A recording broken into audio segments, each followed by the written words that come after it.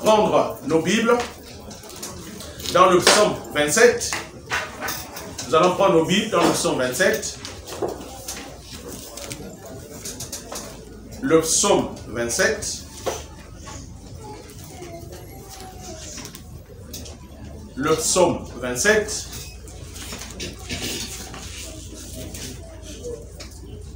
Le verset 1. Le psaume 27, le verset 1. Le psaume 27, le verset 1.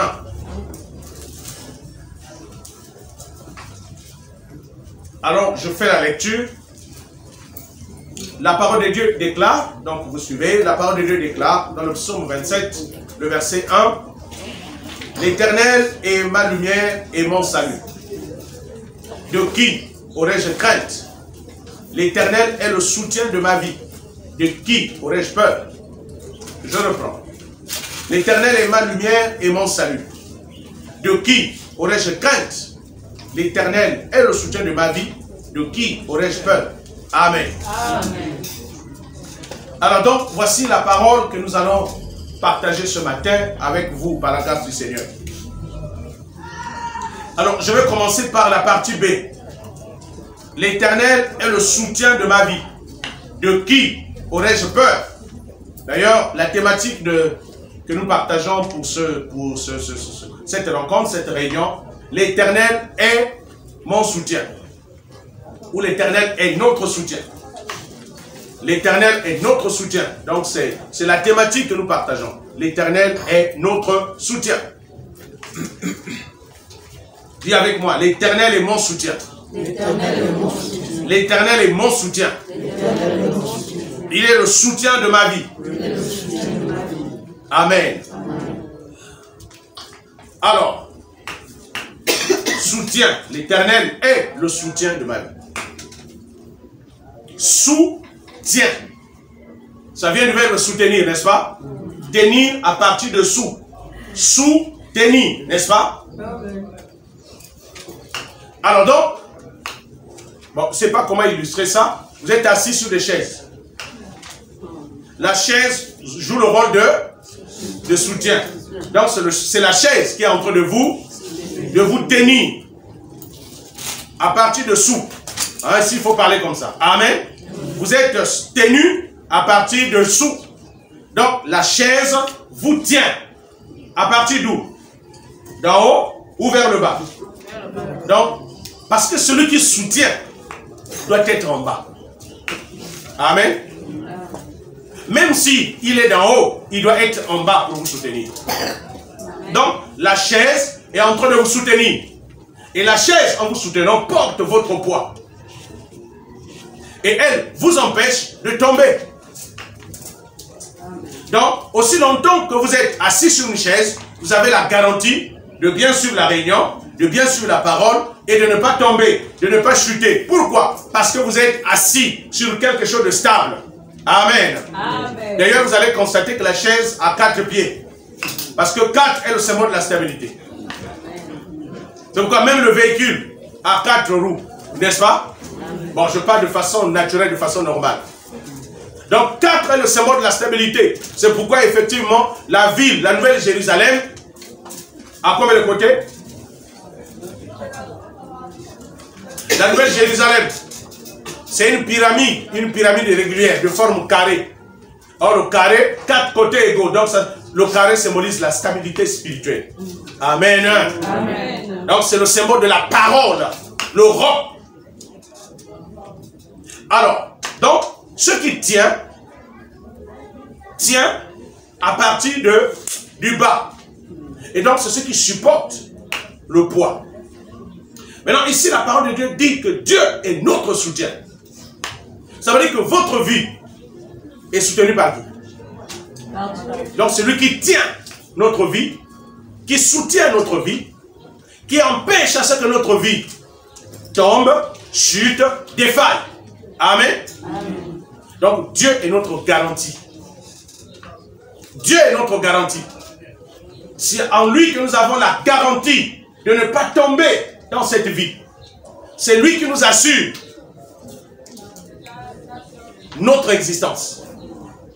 Parce que le plus grand problème de l'homme dans la vie, c'est de savoir qui va m'assurer, qui va garantir ma vie, qui va me sécuriser. L'homme est en quête de sécurité. L'homme est en quête de garantie. Qui va garantir ma vie, qui va garantir ma vie, qui va me soutenir dans telle ou telle chose. Amen. Amen. Mais Dieu est notre garantie. Il est notre assurance. Et il est aussi notre assureur. C'est lui qui nous assure. Tous les risques, c'est lui qui les pèse et qui les mesure, qui les contient. Il nous empêche de tomber. Pourquoi? Parce qu'il nous tient. Alléluia. Amen. Or, si Dieu te tient, c'est pour t'empêcher, en fait, de tomber. C'est pour t'empêcher de chuter. Alléluia. Amen. Alors donc, la parole de Dieu est claire. L'Éternel est le soutien de ma vie. De qui aurais-je peur? Amen. Or, quand vous avez un soutien, vous n'avez plus peur de rien. Amen. Parce qu'en réalité, qu'est-ce qui fait peur aux gens? C'est le manque de soutien. C'est parce que vous n'avez pas de garantie, n'est-ce pas? Mais quand une personne est assurée, regardez quand votre véhicule est assuré, vous avez comme l'impression que vous n'avez peur même de rien. Même les accidents, vous ne les craignez plus. Amen. L'assurance donne toujours du courage et de la force. L'assurance vous donne la garantie. Alléluia. Amen. Oh, Dieu est notre assureur. Tous les risques de la vie, c'est Dieu qui les assure. Donc quand vous marchez avec Dieu, vous avez l'assurance que tous les risques de la vie sont contenus, mesurés, contrôlés par le Seigneur. Pourquoi? Parce qu'il est notre garantie. Il est le soutien de notre vie. Donc quand vous marchez avec Dieu, vous devez éviter d'avoir peur. Amen. Amen, amen. Vous savez quel est le rôle de la peur? En fait, ce que vous devez comprendre, c'est que tout ce que vous craignez vous contrôle. Tout ce que vous craignez vous contrôle. Quand vous avez peur de quelque chose, ce dont vous craignez, c'est ce qui va vous contrôler. Et la deuxième chose que la peur crée, c'est que vous autorisez à la chose que vous craignez d'arriver. Si vous avez peur de tomber malade, par exemple, vous permettez à la maladie de vous contrôler.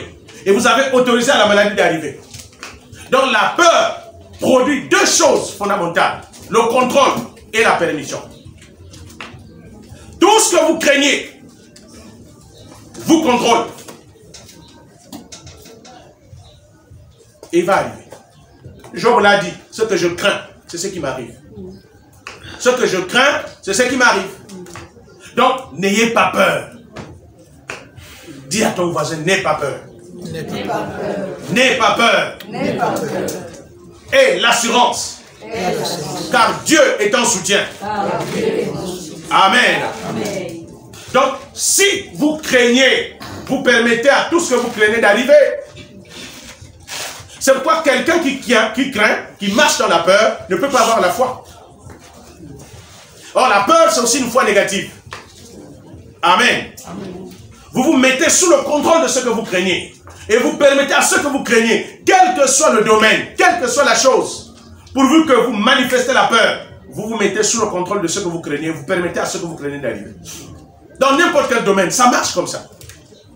Alors donc c'est pourquoi David dit, l'Éternel est le soutien de ma vie, de qui aurais-je peur?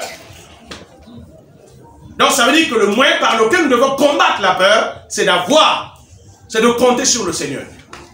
De s'appuyer sur Dieu. Alléluia. Amen. De regarder Dieu comme notre soutien, comme notre garantie. Parce que c'est lui qui nous assure tous les risques de la vie. Mais lorsque nous enlevons notre confiance, notre appui sur Dieu, alors nous sommes vulnérables. Nous n'avons plus de soutien, nous n'avons plus d'appui. Et tout peut arriver dans notre vie. Les portes s'ouvrent. Les portes de l'ennemi s'ouvrent. Les portes d'accès au malheur s'ouvrent. Pourquoi? Parce que Dieu n'est plus notre soutien. Amen. Amen. Donc, ne nous programmons pas à la peur. N'ayez pas de mauvaises pensées au sujet de votre vie. N'ayez pas de mauvaises pensées au sujet de votre vie. Parce que la peur est un programme. C'est une forme de pensée. Quand vous craignez quelque chose, vous êtes en train de penser à quelque chose qui est plus fort que vous. Amen. Amen. Or, tout ce que vous pensez, c'est ce que vous devenez. Donc, avoir peur, c'est penser à quelque chose que vous craignez. C'est-à-dire que vous croyez plus fort. Or, Or, en craignant la chose, vous avez déjà permis à la chose de vous contrôler. Parce que pourquoi vous avez peur? Parce que la peur est aussi une paralysie. Quand vous avez peur, vous êtes paralysé émotionnellement. Vous êtes paralysé à l'intérieur de vous. Vous perdez la force et le courage. Amen. Vous perdez la force et le courage. Mais Dieu ne travaille pas avec les peureux. Dieu ne perd pas puissamment dans un cœur qui entretient la peur. Dieu travaille dans un cœur qui a du courage et qui a de la force. Parce que la Bible dit, nous n'avons pas reçu un esprit de faiblesse, un esprit de timidité, mais nous avons reçu un esprit de force, de courage, l'esprit de sagesse et l'esprit d'amour. Alléluia. Amen. Donc, comme Dieu habite au-dedans de nous, nous n'avons rien à craindre. La maladie là ne va pas te tuer. N'aie pas peur de la maladie. Parce que si tu crains cette maladie, tu te mets sous le contrôle de la maladie. Et la maladie va imposer son droit de veto. Parce que la maladie ne vient que pour te tuer. Alléluia. Amen. Vous savez que la maladie, c'est la mort en action. C'est la mort en action. C'est la mort en manifestation. C'est pourquoi, si vous ne soignez pas la maladie, alors la maladie va faire quoi? Il va vous emporter. Il va vous détruire. Ne craignez pas les choses qui détruisent. Ne craignez pas la mort. Ne craignez rien. C'est pourquoi, quand Dieu est votre soutien, vous devez entretenir la confiance. Amen. Vous devez entretenir la confiance. N'ayez pas peur. Si vous avez peur d'échouer dans un domaine, vous permettez à l'échec de vous contrôler et l'échec va arriver. Beaucoup de personnes entreprennent des choses. Ils ont peur d'échouer. Ah, est-ce que ça va marcher? Est-ce que ça va marcher? Vous avez déjà permis à l'échec de vous contrôler. Et vous ne pouvez pas empêcher l'échec d'arriver. Parce que vous l'avez déjà permis. Vous avez déjà ouvert la porte à l'échec. Comment? Par la crainte. Parce que vous craignez. Alléluia. Amen. Or, nous dépendons de ce que nous pensons. Mais qu'est-ce qui doit être dans notre pensée? La parole de Dieu. Vous savez, la vie d'une personne dépend de la qualité d'information, comme nous l'avons dit, dépend de la qualité de l'information que vous recevez. Il y a beaucoup d'informations dans ce monde. Mais toutes les informations ne construisent pas la vie. Amen. Amen. Parce que, en fait, l'homme devient ce qu'il pense. Et la pensée de chaque personne détermine son programme. Donc, chacun de nous est déjà programmé à ce qu'il deviendra à partir de sa façon de penser. C'est pourquoi c'est difficile parfois de prier pour les gens. Vous priez pour une personne, mais la personne n'est pas programmée à ce que vous avez demandé à Dieu. La personne pense autrement. Or, la foi dépend également du système de pensée, parce que la foi pense. C'est ce que vous pensez que vous devez demander à Dieu. Amen. Amen. Mais nous, on a été mal formés, parce qu'on sait, en fait, on a été mal formés même au sujet de la prière. C'est-à-dire pour nous, on demande quelque chose dont nous avons besoin qui va arriver. En réalité, on demande ce que vous avez. Parce qu'on donne à celui qui a. Amen. Amen. Si vous n'avez pas, par exemple, la réussite dans votre esprit, ne priez pas pour ça. Donc, quand vous avez besoin de quelque chose, programmez-vous également la chose.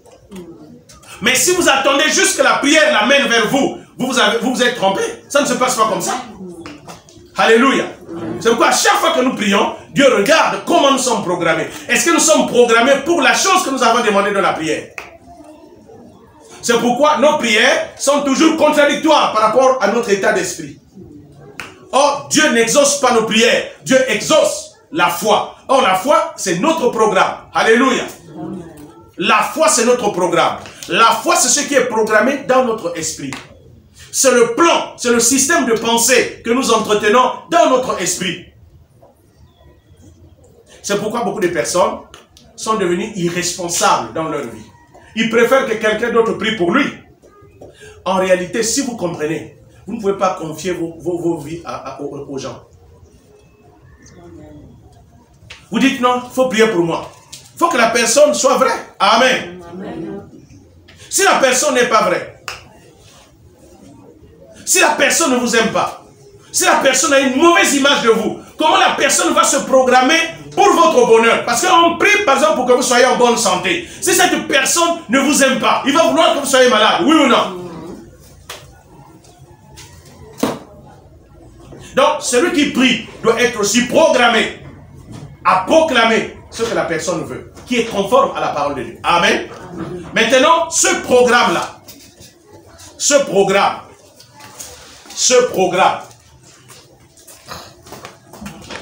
vient de notre système de pensée. Ce programme vient de notre système de pensée. C'est ce qui engendre le programme. Et notre pensée est formée de la mémoire et de l'imagination. Il y a la mémoire et l'imagination. Dans la mémoire, on stocke les informations. Parce que les pensées sont formées à partir de l'ensemble d'informations que nous recevons. Est-ce que quelqu'un comprend? Maintenant, il y a plusieurs sources d'informations dans ce monde. Il y a plusieurs sources d'informations. Il y a la télévision. Donc, il y a les médias en général. Amen. Mais est-ce que les informations que vous recevez dans les médias vous donnent la vie éternelle? Parce que ce sont les informations que vous recevez qui déterminent ce que vous allez devenir. Amen. Est-ce que les informations qu'on reçoit dans les médias vous donnent la santé? Il n'y a que les mauvaises nouvelles. Il n'y a que des nouvelles, c'est-à-dire il n'y a que des informations de nouvelles qui activent la peur, qui activent les malheurs, qui activent le stress, ainsi de suite. Mais tout ça, c'est fait à dessein. Amen. Amen, amen, amen. Mais le seul média qui donne des bonnes informations concernant notre vie, c'est ça. Alléluia. La Bible. Alléluia.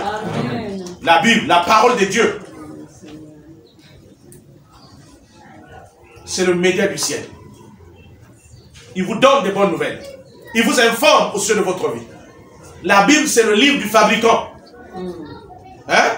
Le fabricant de votre vie a mis en place la notice. Vous devez la consulter. Vous devez consulter cette notice pour tirer des informations qui concernent votre vie. Amen. Amen, amen, amen. Donc, ce sur quoi vous êtes informé détermine votre devenir.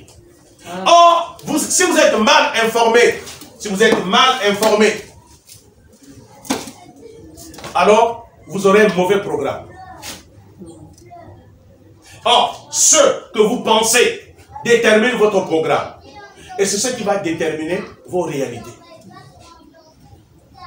L'homme est comme sont les pensées de son cœur. C'est ce que la Bible dit dans Proverbes chapitre 23.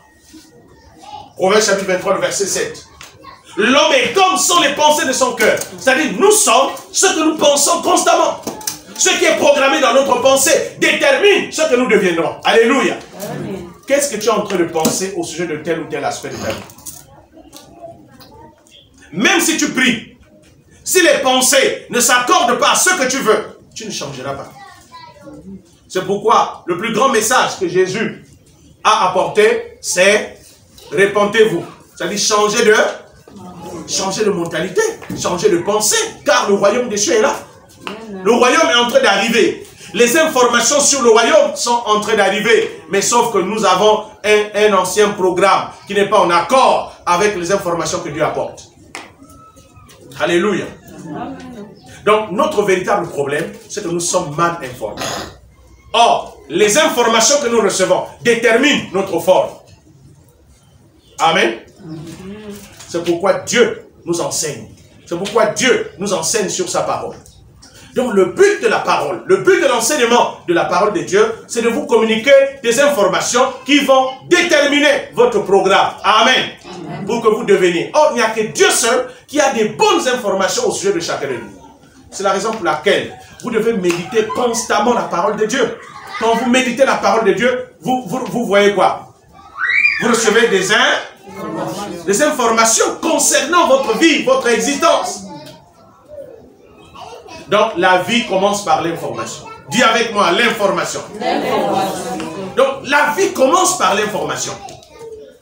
La vie commence par l'information. Dieu nous donne la vie sous forme d'information. Et c'est cette information, si nous la recevons, qui va déterminer notre devenir. Amen.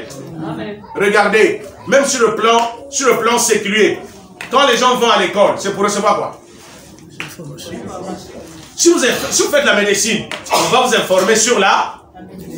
Donc, quand on est en train de vous former sur la médecine, on est en train de vous donner des informations sur la médecine. Et quelques temps plus tard, vous devenez médecin. Pourquoi vous devenez médecin? Parce que c'est ce à quoi vous avez été programmé. Alléluia. Et tout ce que vous faites, c'est en accord avec ce que vous êtes devenu. On va dire que vous êtes devenu médecin. Parce que c'est ce à quoi vous avez été programmé. C'est le genre d'information que vous avez reçu. Amen. Amen. Donc, si sur le plan séculier, ça marche comme ça, sur le plan spirituel, ça marche comme ça. Donc, tout ce que nous sommes jusqu'aujourd'hui dépend de la qualité d'information que nous avons reçue. Amen. Il faut être bien informé. Et l'information détermine ta forme. Amen. Amen. C'est pourquoi tout commence par la forme. Tout commence par la forme. Tu as quelle forme? Donc si tu connais la forme que tu as, c'est ce à quoi tu vas dire. C'est ce pourquoi tu vas prier. Est-ce que vous comprenez? Amen. La prière ne commence pas par la prière. La prière commence par l'information que vous avez reçue. Maintenant la prière, c'est l'expression de l'information divine que nous avons reçue dans notre cœur, dans notre esprit. C'est ce qu'on appelle la foi. C'est pourquoi la foi n'est pas basée sur le vide. La foi est basée sur un programme. C'est parce que vous avez un programme que vous avez reçu de la part de Dieu à travers sa parole que vous demandez maintenant à Dieu de le matérialiser. Donc le rôle de la prière, c'est la matérialisation de ce que nous sommes spirituellement. Est-ce que quelqu'un comprend?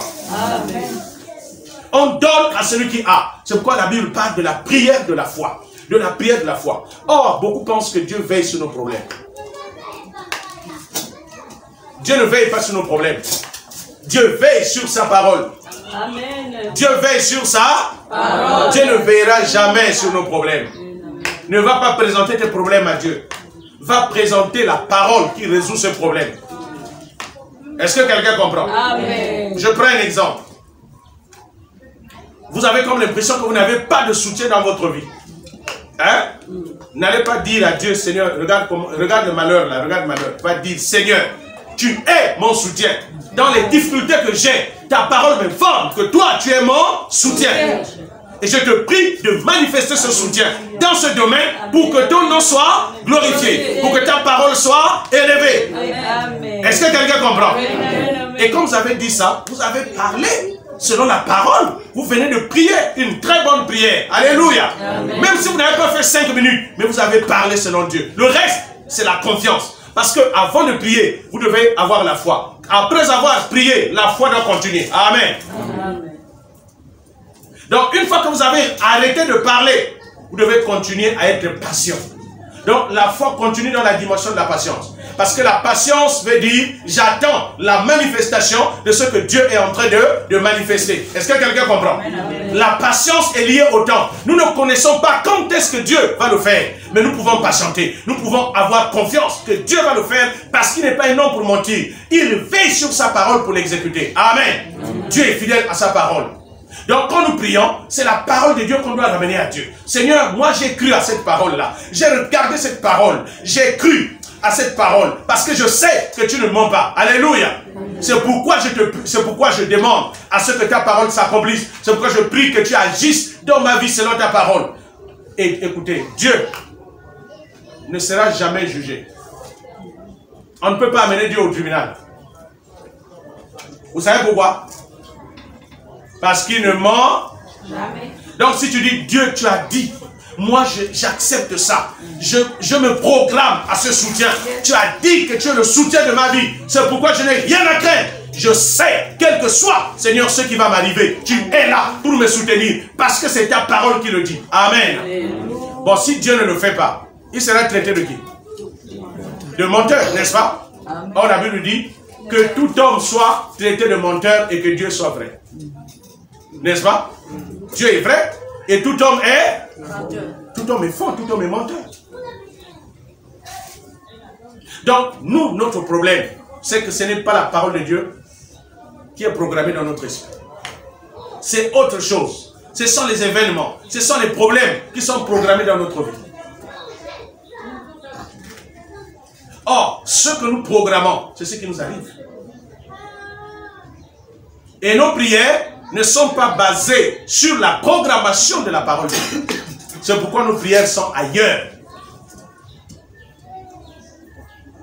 Mais comment Dieu va nous soutenir?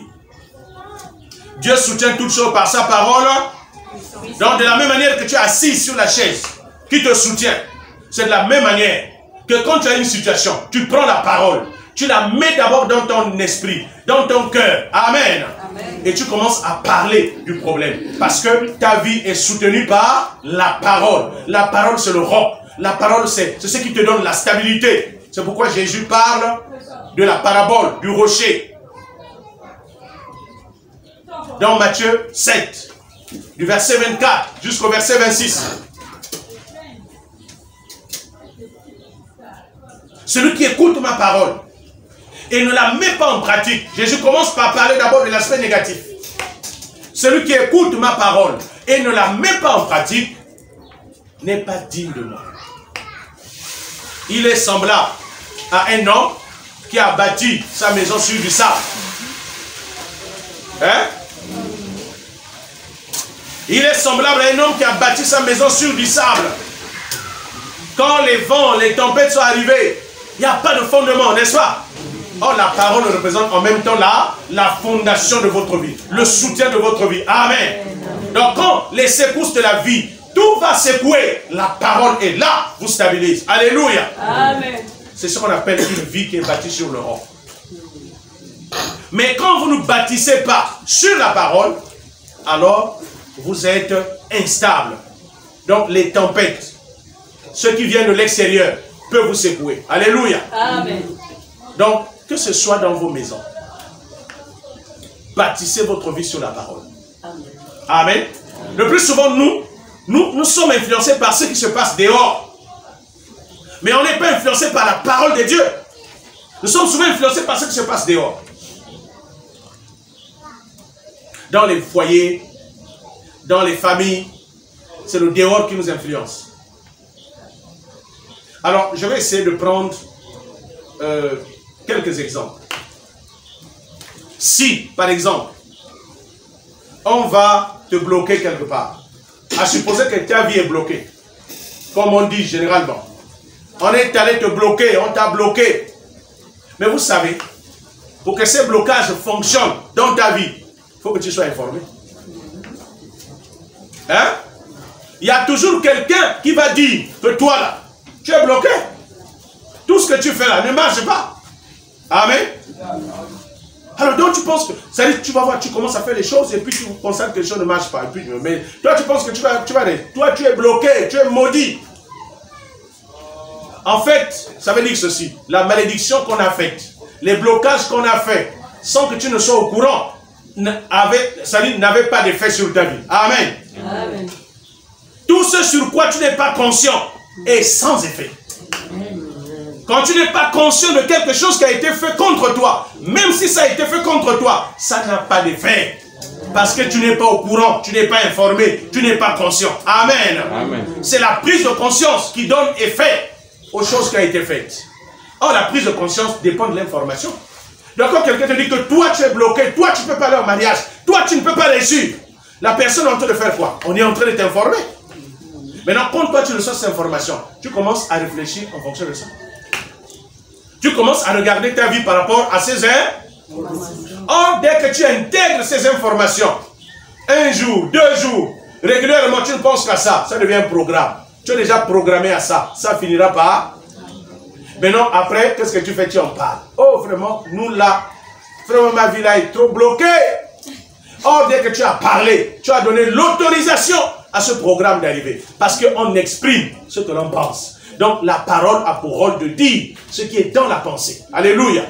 C'est pourquoi la Bible dit, par tes paroles, toi-même là, tu seras justifié. Par tes paroles, tu seras... Donc, ne dites pas des choses que vous ne voulez pas. Parce que parler, c'est autoriser en même temps que la chose que vous avez dite d'arriver. Maintenant, comment avez-vous su que vous êtes bloqué?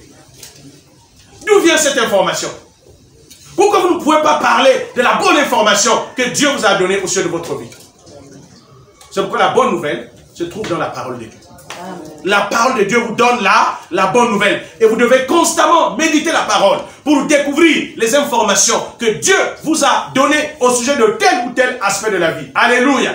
Amen. Même sur nos nations. Est-ce que vous savez que nos nations ne vont pas mourir? Oh, vous n'êtes pas d'accord avec moi. Yes. Nos nations ne vont pas mourir. Pourquoi? Parce que la Bible dit, il y a plusieurs textes. La Bible dit, quiconque croit ne... Dieu a tant aimé le monde qu'il a envoyé son Fils unique afin que quiconque croit ne... Donc si nous croyons en Jésus-Christ, ce qui est dit individuellement est dit aussi pour une nation, pour une communauté. Amen. Amen. Si nous croyons, s'il y a au moins une personne, ou sinon 5 personnes, 5 juges, qui croient que nous ne périrons pas. Alléluia. Amen. Mais il faudrait que ces personnes-là soient déterminées, soient programmées, que nous décidons. Maintenant, quand vous êtes programmés, vous déclarez cela. Alléluia. Or, le programme de Dieu, la programmation divine, la programmation de la parole est supérieure à tous les autres programmes. Elle finit par s'accomplir. Ce qu'on dit, elles finissent toujours par s'imposer. Alléluia. Amen.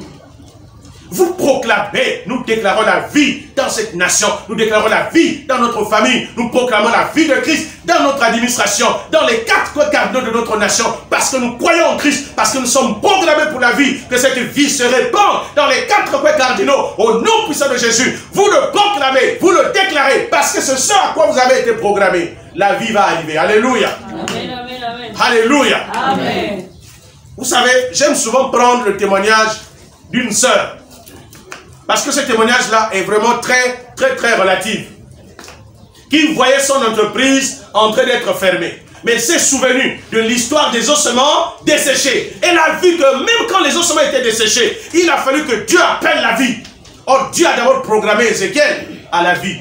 N'est-ce pas? Dieu lui a donné la parole de vie. Dieu lui a donné la parole. Donc Ézéchiel était programmé à la vie de ses ossements. Alléluia. Et puis, quand Ézéchiel a été programmé à la vie de ses ossements, Dieu va nous dire maintenant, fils de l'homme, fais quoi? Prophétise. Ça dit, exprime le programme, parle. Ça dit, la vie que tu as sur ces ossements, libère-la. Alléluia.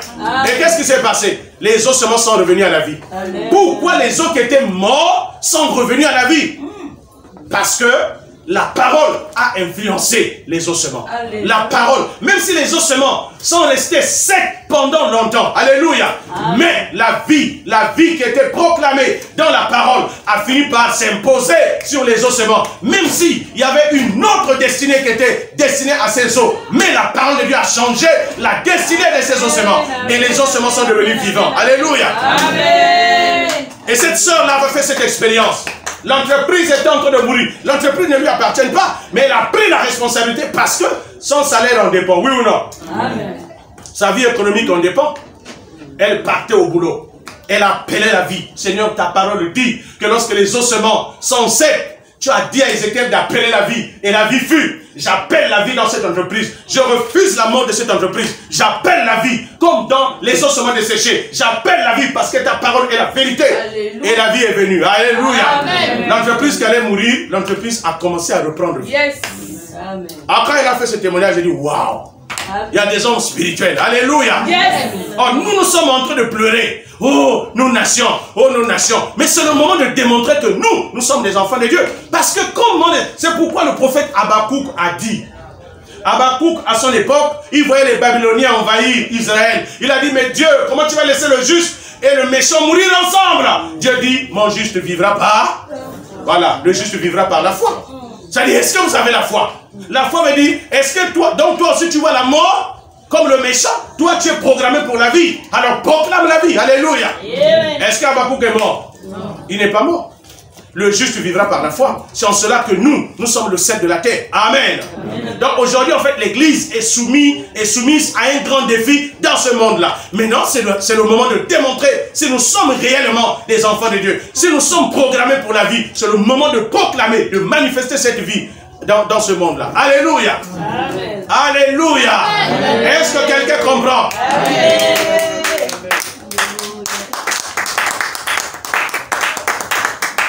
Alors donc, tu es programmé pour la vie et non pour la mort. Maintenant, quand la mort vient de l'extérieur, et puis la mort là, est-ce que tu es mort? On est juste en train de parler. Oh, vous allez mourir. Oh, vous allez avoir ceci. Oh, les maladies comme ça. Tout ça, c'est pour faire quoi? Pour avoir peur. Parce que ce que vous craignez, c'est ce qui va vous contrôler. Amen. Amen. Le diable n'a aucun pouvoir d'assujettir les êtres humains. Mais qu'est-ce qu'il fait? Il fait de la désinformation. C'est-à-dire, on libère les fausses informations. Vous commencez à avoir peur. Dès que vous craignez, vous permettez à ceux que vous craignez de vous contrôler. Amen. Amen. En fait, regardez, même les maladies. Pourquoi les gens tombent malades? Parce que les gens ont peur. Amen. Mais regardez, là où on n'a pas informé. Bon, par exemple, le paludisme que vous avez tous les jours. Est-ce qu'on vous a fait peur sur le palud? Est-ce qu'on a dit que le palud va vous tuer? C'est pourquoi vous n'êtes pas programmé. Vous n'êtes pas programmé à la mort venant de la part du palud. Pourquoi? Parce que vous n'avez aucune mauvaise... Bien que le palud tue, mais vous n'êtes pas programmé pour ça. Et vous vivez avec. Amen. Amen. Parce que vous n'avez pas peur. Mais ce que vous craignez, c'est ce qui va vous tuer. C'est ce qui va vous contrôler. Le palud est là. Le palud tue. Mais quand même quand le palud vient, il retourne comme il est venu. Parfois, on ne prend pas de médicaments. Alléluia. Amen. Parce que l'organisme agit en fonction de votre système de pensée. L'organisme fonctionne en fonction de votre programme. Vous êtes programmé à quoi? C'est ce qui va déterminer ce qui va vous arriver. C'est pourquoi on dit que la vie et la mort sont au pouvoir de la vie et la mort sont au pouvoir de la langue. C'est-à-dire, qu'est-ce que la langue exprime? La langue exprime ce qui est programmé en vous. C'est votre système d'information. Votre système d'information. C'est ça, votre système d'information. Ce qui est dans vos pensées. Ce qui est dans votre mémoire. C'est ce qui va déterminer votre programme. Et c'est ce que vous dites. Et quand vous dites, vous autorisez à ce que cela arrive.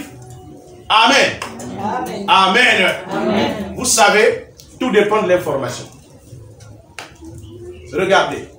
Et vous êtes libre d'accepter ou de... Vous avez la liberté. Vous avez le libre arbitre. Soit de refuser, soit d'accepter. Il y a un exemple dans la Bible. Dieu dit à Ésaïe, le prophète, va voir le roi Ézéchias, qui donne des ordres à sa maison. Il va mourir. Ainsi parlait l'Éternel. Donc ça veut dire que l'Éternel a fait quoi? A informé le prophète Ésaïe d'aller informer, d'aller donner l'information sur quoi? Sur la mort d'Ézéchias. Est-ce que quelqu'un comprend? Amen. Maintenant, quand Ésaïe a donné l'information, est-ce que Ézéchias était programmé pour mourir? Non. Il n'était pas programmé. Et il a fait quoi? Il a dit à Dieu, mais Dieu, tu vas me tuer pourquoi? Moi, je ne suis même pas prêt. Maintenant, pour ne pas montrer qu'il est désobéissant à Dieu, il a commencé à rappeler à Dieu, mais Dieu, regarde, les rois qui m'ont précédé ont violé ton alliance. Quand moi j'arrive à Jérusalem, je rétablis l'alliance, n'est-ce pas? Je rétablis le culte. Je ramène le sacerdoce. Donc même ça, tu n'as pas retenu ça. Tu as oublié. Ça veut dire que tu n'as aucune information concernant le bien que j'ai fait. Donc tout ce que tu gardes comme information à mon égard, c'est la mort. Moi je refuse, je ne meurs pas. Je ne suis pas programmé pour mourir. Est-ce que Dieu a refusé? Non. Dieu a changé. Le même Dieu qui ne change pas. Mais là, il a changé. Il a dit à Isaïe, retourne. Va lui dire, j'augmente son nombre de 15 degrés. Ça veut dire de 15 années.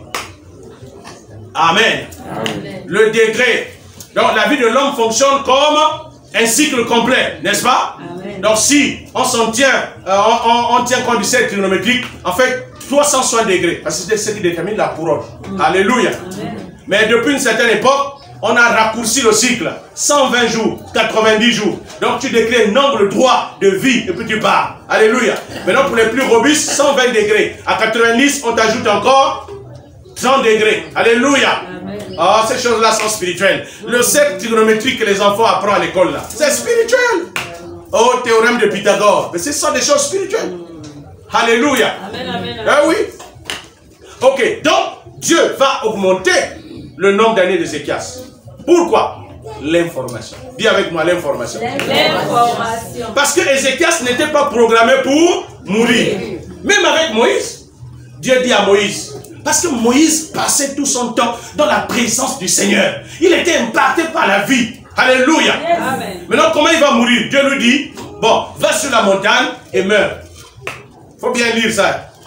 Dieu dit à Moïse, va sur la montagne et... Ça veut dire que même Dieu, même s'il est capable de tuer, mais du point de vue de ça, de ces principes, même Dieu ne pouvait pas tuer Moïse. Moïse, il vivait dans la présence de Dieu. Tous les jours, il était dans la présence. Il va mourir comment? La mort va venir comment? Dieu est obligé de dire à Moïse, bon, puisque tu ne vas pas rentrer en pays de Canaan, va sur la montagne et meurs, pour que le peuple ne t'adore pas. Moïse est parti par obéissance pour aller mourir. Amen. Amen. David a dit, moi, Dieu, pourquoi tu me laisses, pourquoi tu laisses l'ennemi m'assiéger? Moi je dis, je ne meurs pas, je vivrai. Il a fait quoi? Il a décidé, il s'est programmé pour continuer à vivre et non pour mourir. Oui ou non? Amen. Est-ce que quelqu'un comprend? Amen. Amen. Tout dépend de ce que vous croyez. Amen. C'est quoi? Ce que vous pensez, c'est ce que vous croyez. Alléluia. Amen. Et la Bible dit, tout est possible pour celui qui... Voilà. Quel est votre système de croyance? Et surtout, nous, aujourd'hui en Afrique, on a besoin des gens qui croient. Des personnes qui ont un système de pensée focalisé sur l'avenir. Alléluia. Amen. On a besoin de ces genres de personnes. Vous allez voir, au fur et à mesure qu'on va avancer, la vie actuelle va commencer à sélectionner ces personnes. C'est-à-dire à chaque période de la vie. Parce qu'en fait, nous sommes entrés dans un nouveau cycle. À partir de l'année 2020, de façon réelle, l'humanité, le monde est entré dans un autre cycle. C'est pourquoi vous voyez des bouleversements. Mais sauf que les enfants de Dieu, l'Église n'est pas au courant de ces bouleversements. C'est pourquoi nous ne participons pas. Mais regardez le monde est au courant du changement de cycle. Regardez ce qu'ils veulent faire. Amen. Amen. Et ils veulent établir le gouvernement mondial. Nous aussi, c'est le moment en fait de travailler pour que le gouvernement de Christ soit établi. Nous ne travaillons pas pour ça. On est distrait, on est mal programmé. C'est le monde qui nous programme. Alléluia. Parce que si vous n'êtes pas, si vous ne vous programmez pas, on va vous programmer. On est en train de nous programmer. Oh, les maladies comme ça, les pandémies vont vous tuer. Et les gens commencent à tomber. Ah oui, on va mourir. Les gens sont déjà programmés pour mourir. Maintenant, quand la maladie va arriver, ça va t'amener. Parce que toi-même, tu as déjà donné accès à la maladie de t'achever. Alléluia. Amen. Est-ce que quelqu'un comprend? C'est pourquoi Esaïe, cet homme qui a cru à ce qui nous a été dit, à ce qui nous a été annoncé, qui a cru à ça, qui a accepté ça, qui s'est programmé. Or, Esaïe va continuer à prophétiser par ses maîtrissures. Nous sommes guéris. Mais qui a cru à ça? Qui a été programmé à ce genre de vie? Voici les bonnes informations de Dieu dans le livre de la parole, dans le livre de la loi. Mais les enfants de Dieu qui devaient être programmés pour ce genre de vie n'y sont pas. C'est pourquoi Dieu est en train de pleurer. C'est ce que Dieu pleure. C'est pourquoi Dieu, en fait, s'indigne. Dans Esaïe 1, le chapitre 1, il dit: cieux, écoutez, terre, observe. J'ai nourri les enfants, mais mes enfants sont sans intelligence. Ils sont insensés. Même le bœuf connaît le propriétaire. L'âne connaît sa crèche. Mais mes enfants ne connaissent pas où se trouve la source, où se trouve la vie. Alléluia. Donc, et Dieu dit, de la tête jusqu'à la plante des pieds. C'est-à-dire du chef jusqu'au plus petit. Il n'y a rien. Tout est pourri. Alléluia. Qu'est-ce qui se passe? On n'est pas informé. Or, la Bible nous a été donnée pour être programmée à la vie de Dieu. Le genre de vie que Dieu veut que nous ayons est dans la Bible. Donc la Bible, c'est un livre d'information que chacun de nous doit prendre pour se programmer. Alléluia. Amen. Chaque domaine de ta vie auquel tu es confronté à une difficulté, programme-toi dans la parole de Dieu. Donc la parole de Dieu est notre soutien. L'Éternel est le soutien de ma vie. De qui aurais-je peur? Quand tu as le soutien, tu as peur de quoi? Alléluia. Amen. Oh non, moi on m'a dit, je n'irai pas au mariage. Ça c'est, qui t'a programmé comme ça? Hein? Qui t'a informé? Est-ce que celui qui t'a créé t'a informé comme ça? Mais tu as appris ça où? Maintenant, comme tu es programmé, toi-même tu as accepté. Vous savez, les choses que les gens disent prennent effet quand vous les croyez, quand vous les acceptez, ça prend effet. Alléluia. Amen. Parce que rien ne peut arriver dans votre vie que vous n'avez accepté. C'est pourquoi Jésus n'a même pas guéri tous les malades. Parce que la condition, il fallait croire. Alléluia. Amen. Jésus disait qu'il te soit fait selon ta foi. Qu'il te soit fait selon ton programme. La foi, c'est le programme que toi, tu as au sujet de la parole de Dieu. Et c'est ce que Jésus faisait. Jésus était un détecteur de foi. Il voyait les gens qui étaient programmés. Et il déclarait que cela arrive. Alléluia. Alléluia. Alléluia. Amen. Nous sommes souvent influencés par les événements extérieurs, surtout les parents. Tu vois que ton enfant, c'est-à-dire l'enfant devient rebelle. Mais la rébellion de l'enfant, les faits que tu vois là, ce sont des informations. Le diable est en train de te dire à travers ton enfant que là regarde, tu n'as qu'un bandit. Tu as mis au monde un brigand. C'est une bataille d'informations. C'est pourquoi la véritable bataille se passe au niveau de la pensée. La véritable bataille spirituelle se trouve au niveau de votre pensée. Celui qui gagne tes pensées, celui qui réussit à t'informer, c'est celui qui te gagne dans ce domaine. Alléluia. Dans le domaine de tes enfants, tu peux décider, tu peux te programmer que mes enfants sont des grands. Et après tu le dis dans la prière. Tu choisis une heure dans la prière. Tu dis que mes enfants sont grands. Ils sont programmés pour être grands. Peu importe là où ils sont aujourd'hui. Mais je les vois dans la dimension de la grandeur. Je vois que ce sont des vrais enfants. Alléluia. Tu continues à dire ça. Ça finira par s'accomplir. Mais quand tu vois les enfants en train de faire le désordre, et puis tu commences à dire, mes enfants là vraiment. Ça c'est ça là que c'est vraiment. Ah les autres. C'est ça que Dieu m'a donné. Les autres aussi ont bâti un travail. Les autres ont bâti un travail. Donc, nous devons décider de ce que les enfants doivent être. Surtout quand tu es parent, tu as des droits sur les enfants. C'est-à-dire, le programme que tu as un droit d'accomplissement sur la vie des enfants. C'est comme un homme, tu as des droits sur la vie de la femme. Une femme, tu as des droits sur la vie de ton mari. Oh! Amen. Est-ce qu'on est là? Est-ce qu'il y a les femmes? Amen. Ah oui, ça c'est une bonne nouvelle pour vous. Amen. Même si ton mari fait pour toi, tu le programmes que Seigneur, je vois un homme le plus sérieux. Je vois un homme très sérieux. Et puis tu commences à intercéder. Seigneur, cet homme sérieux que je vois, je te prie maintenant de le manifester dans sa vie. Au nom de Jésus. Mais nous, quand nous prions, tu vois que ton mari a fait le dégât, n'est-ce pas? Les dégâts là, c'est ça que tu as programmé, non? Donc quand tu es en train de prier, tu es en train d'exprimer quoi? Les dégâts. Donc tu as comme l'impression, plus tu pries, plus il va encore dehors. Tu dis, hey, mais qu'est-ce qui se passe? Parce que tu es mal programmé. Écoutez, Satan c'est un stratège. C'est pourquoi si on n'enseigne pas la connaissance à l'église, si on n'enseigne pas les vérités, même si vous êtes des enfants de Dieu, vous allez périr. Parce que Dieu a dit, mon peuple périt faute de connaissance. C'est ce qui se passe. Toi tu prends le désordre que tu fais là, c'est ça que tu enregistres. Oh, même quand tu enregistres ça, tu vas devenir mauvais. Oui ou non? Hein? Je vais vous expliquer une chose. Surtout les femmes. Ton mari fait le désordre. Donc quand tu vois le désordre là, ça t'énerve, non? Qu'est-ce qui t'a énervé? Le désordre qu'il fait. Parce que tu as enregistré ça. Et tu commences à le voir comment? Quand tu le... C'est-à-dire, pendant que son désordre là est enregistré en toi, quand tu le regardes, tu ris. Tu es en colère, oui ou non? Et tu as des mauvaises idées, n'est-ce pas? Lui, il a commis le péché, un acte. Toi aussi, tu es pécheur. Je vais vous démontrer. Tenez-vous tranquille, je vais vous le démontrer. Jésus dit aux Juifs, dans Matthieu 5, il a été dit, tu ne commettras pas là. Mais moi, je vous dis, un homme qui a convoité une femme, dans son cœur, a déjà commis là. Vous voyez, là, Jésus est en train de parler de deux formes de jugement. C'est-à-dire, la loi juge les faits. C'est quand quelqu'un fait, on l'attrape. C'est là on dit qu'il a commis. Mais Jésus dit, même si on ne l'a pas attrapé, même si la personne n'a pas fait, depuis son cœur, moi je juge. Vous voyez que le jugement de Jésus est plus sévère que le jugement de Moïse. Amen. Amen. Maintenant, quand vous êtes chrétien, à chaque fois que vous avez une mauvaise intention, à cause du mal que ton mari a fait, toi aussi tu es jugé. C'est pourquoi Dieu dit, ayez l'amour. Et c'est pourquoi, à ce niveau-là, je pense qu'on reviendra. Alléluia. Amen. Maintenant, si tu meurs dans cet état-là, vous deux, vous irez en enfer. Vous deux, vous êtes condamnés. Parce que Jésus dit, si quelqu'un dit à quelqu'un raka, c'est-à-dire imbécile, tu vas à la guerre, tu vas en enfer. Il faut lire la parole de Dieu. Oui, il y a des pasteurs qui m'écoutent, ils vont dire que non, pasteur, ça c'est la loi. Mais ils ne comprennent rien. La grâce n'annule pas la loi. Alléluia. Amen. Ah oui, vous qui nous suivez à partir de votre écran, écoutez ça. La grâce n'annule pas la loi. Au contraire, la grâce nous rend capables d'observer la loi. Alléluia. Amen. Parce que, écoutez, à quoi sert la grâce? La grâce existe parce qu'il y a une condamnation. C'est parce qu'il y a une loi.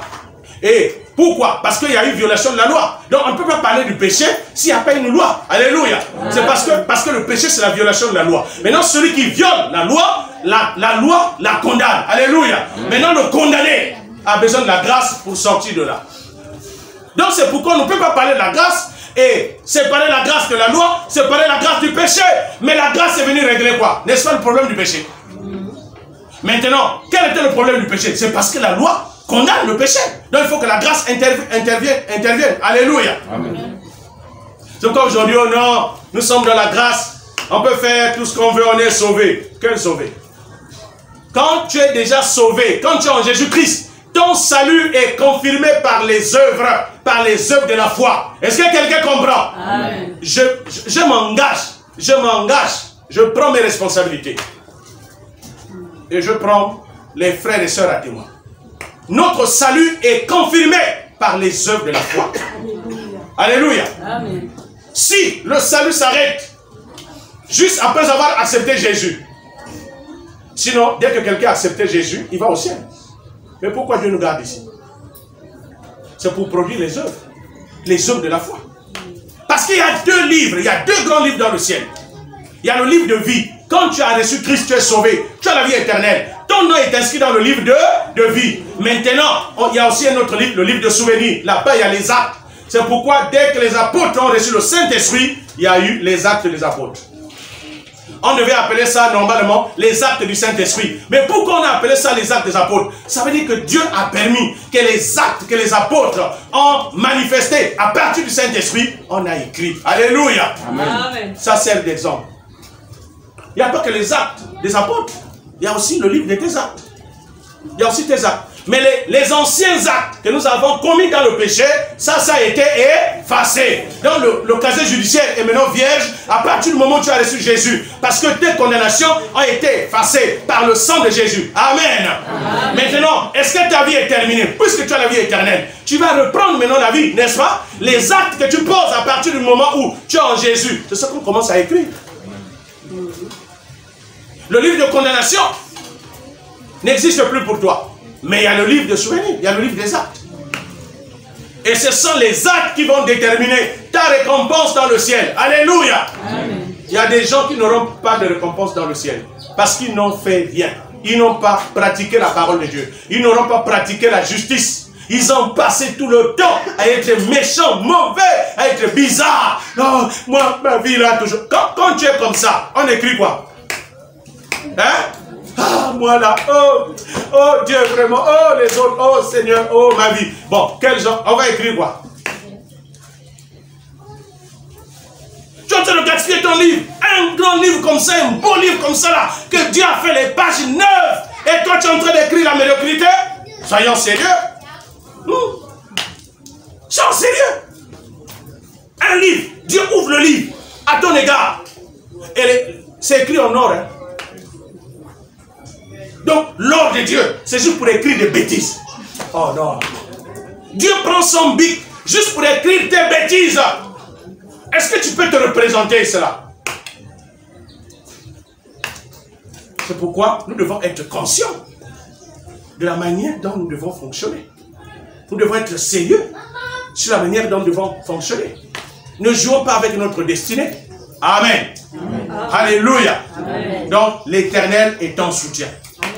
Tu as une garantie. Et cette garantie se trouve dans la parole de Dieu. Dans la parole de Dieu. Alléluia. Amen. Alléluia. Amen. Daniel, on a dit, tu dois adorer les idoles. Daniel dit, moi je ne suis pas programmé pour adorer les idoles. Je ne peux pas. Ce programme n'existe pas. Je suis programmé pour adorer Dieu. On a dit, bon ok, comme tu refuses, on va te jeter dans la fosse au lion. Il a dit, il n'y a pas de problème. Quand on a jeté Daniel dans la fosse de lion, Daniel n'était même pas programmé pour être mangé. Amen. Amen. Amen. C'est pourquoi en fait la chrétienté n'est pas solide parce qu'il n'y a pas la foi. Les gens pensent que la foi est un slogan, la foi est un programme. C'est-à-dire c'est quelqu'un qui est programmé. C'est quelqu'un qui a la parole de Dieu à l'intérieur. Qui dit que moi, je suis comme ça. Je décide de guérir. Même si les médecins disent qu'il n'y a pas de traitement. Moi, je me programme selon la parole. Parce qu'en Jésus-Christ, la Bible dit que je suis guéri. Je me programme à cette guérison. Et je dis que ça doit s'accomplir. Ça doit s'accomplir. Au nom puissant de Jésus, ça finira par s'accomplir. Dieu va la confirmer. Alléluia. Parce que c'est la vérité. C'est pourquoi ne comptez pas sur quelqu'un. Comptez sur Dieu et sur sa parole. Comptez sur Dieu et sur sa parole. Le salut se trouve en Dieu. Le salut se trouve dans la parole. Alléluia. Est-ce que quelqu'un comprend? Si tu as compris, dis Amen. Amen. Acclamons pour notre Seigneur.